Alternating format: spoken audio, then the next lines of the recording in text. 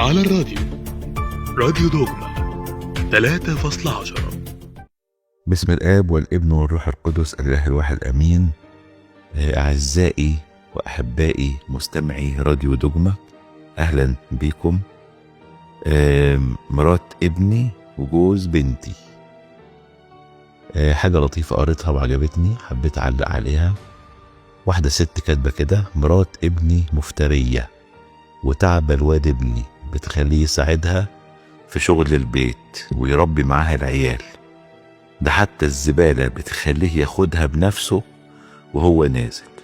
إنما جوز بنتي ربنا يبارك له بيساعد بنتي في شغل البيت وبيربي معاها العيال، ده حتى الزبالة بياخدها معاه وهو نازل. مش عارف خدتوا بالكم من اللي أنا قلته ولا لأ؟ اسمعها تاني يمكن تفهم قصدي.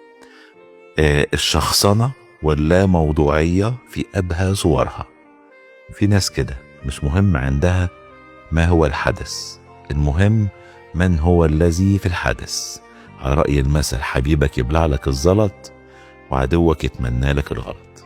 في نفس الوقت اللي الست زعلانة فيه من مرات ابنها انه بيخليها يساعدها في شغل البيت وياخد الزبالة وهو نازل، مبسوطة جدا من جوز بنتها اللي بيعمل نفس الحاجة، لكن في الحالة دي بنتها هي اللي كسبانة. فالشخصنة بتخلي اللا موضوعية في أبهى صورها. يقول كده معلمنا بولس الرسول يعقوب 2:1: يا إخوتي لا يكن لكم إيمان ربنا يسوع المسيح رب المجد في المحاباة. مش تخريف كاهن. إلى أن ألقاكم مرة أخرى، دمتم في رعاية المسيح وحفظه ورعايته وعنايته، له كل مجد وإكرام من الآن وإلى الأبد، آمين.